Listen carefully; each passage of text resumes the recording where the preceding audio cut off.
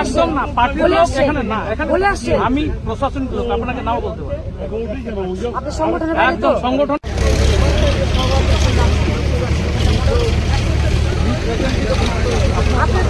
আপনার না, আমার কাছে এটা আমি বলছি আপনাকে সম্মান সহকারে, আপনি সাংগঠনিক কাজ করবেন, আমি হচ্ছে প্রশাসনিক লেভেলে। আপনি কেন চুপ করে আছেন? কেন ঘাটে ঢুকলেন না? একদম না, পার্টির লোক এখানে না, এখানে আমি প্রশাসনিক লোক, আপনাকে নাও বলতে পারি। একদম সংগঠনের বাইরে না, আমি এখন প্রশাসনিকের কাজ করছি, আমি এডমিনিস্ট্রেশনের কাজ করছি। চলেন, अरे हमको क्या समझाएगा, ये मेरा एडमिनिस्ट्रेशन का काम है। सब लोग बारे लोग सब लोग की बोले साथ दोना के तो कुछ नहीं है, আমাকে বলবেন না তো যত ভেজালের মাল নেবারে থেকে দিন আমরা প্রটোকল জানি না, মানে কি প্রটোকল জানি এগুলো জায়গা আছে, এগুলো জায়গা বলা জায়গা আছে ভাই, অফিসে বাড়িতে বলে একটা সব অফিসে যাবে, মন্ডল প্রেসিডেন্ট ইনফর্ম করবে না, আপনারা যারা পার্টি হয়ে প্রটোকল আপনাদের কাছে প্রটোকল আছে, মানে এই দুর্গাতে এখানে আসবে, তারপর আমরা খবর পাবো, আমাদেরকে ফোন করবে না, এটা কি সিস্টেম? এটা সিস্টেম প্রশাসন দায়িত্বে থাকে, বাইরে থেকে মন্ডলের লোক নিয়ে আসবে, অথচ আমার মন্ডলে আমাদের খবর দিবে না, আমাকে সবাই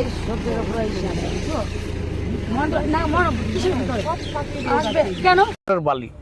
আজকে আমি এখানে মেচিরেবরে উপস্থিত আছি এবং আমরা যেটা আগামী দিনের যেটা আমরা ভেবেছিলাম যে বাস্তব এই সরকার আসে আমরা সমস্ত ঠিকঠাক করব, সঠিকভাবে যাতে তার রয়্যালটি সঠিকভাবে যদি সরকারি রেভিনিউ কালেক্ট হয়। আমরা আসছিলাম, এটা অনেক এখানকার জনগণের দাবি ছিল, বিধায়ক সাহেব আপনি একবার আসুন, এখানে তদন্ত করুন। আজকে আমি এখানে এসেছি আপনার সামনে, সেটা আমরা তথ্য নিয়ে, অর্থাৎ সেখানকার রয়্যালটি অর্থাৎ সেটা হচ্ছে নিতু দুবের নামেই ইস্যু করছে এবং সারাদিনে একটা ট্র্যাক্টরকে দুটা সেখানে ইস্যু করানো হয় এবং সেখানে 6-7 ট্র্যাক্টর বালি তুলে, তাহলে কত বড় কারাপশন হচ্ছে। দ্বিতীয় নম্বর, ওই রয়্যালটি দিয়ে আবার জমা নিয়ে আবার সেটাকে ডাম্পিং করা হচ্ছে। তাহলে আজকে এই ধরনের যারা ভ্রষ্টাচারী, যারা অন্যায় এইভাবে করেছে, এদেরকে কোনোভাবে ছাড়ার দরকার না, কারণ এটা পানিশমেন্ট, এটা আমরা সম্পূর্ণ দেখেছি। আর এই পানিশমেন্ট যাতে সুন্দরভাবে প্রশাসনিককে বলবো, তাদের যথোপযুক্ত তাদেরকে যাতে শাস্তি দেওয়া হয় এবং এই ধরনের কোনো ঘাট চালাতে পারবে না, অর্থাৎ সরকারিকে কোনোভাবে ফাঁকি দেওয়া যাবে না। সরকার থাকলে আমরা থাকবো, স্বাভাবিক আইনের পথে চলবে এবং স্ট্রিক্টলি এখানকার যে সমস্ত পদক্ষেপ নেওয়ার, প্রত্যেকটি গাড়িতে রয়্যালটি হতে হবে, এই ধরনের বরদাস্ত করা যাবে না।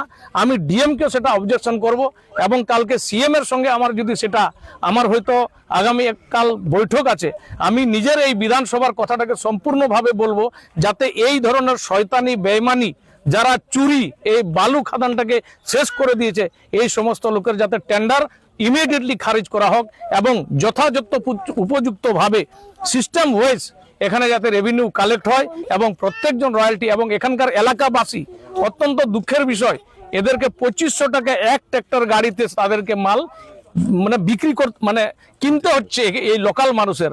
তাহলে আপনি দেখতেছেন কত বড় এখানে আপনার এত বড় করাপশন, এত বড় দুর্নীতি।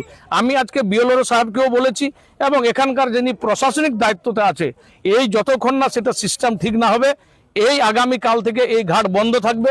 তারপরে সরকারিভাবে যেটা অ্যাকশন হওয়ার, অর্থাৎ সরকারিভাবে যেটা আমাদেরকে লিগ্যাল অ্যাকশন নেওয়ার দরকার, সেটা যাতে যথোপযুক্ত আমরা প্রশাসনিককে দায়িত্ব দিয়ে এবং আমরা একটা মিটিং অ্যারেঞ্জমেন্ট করব।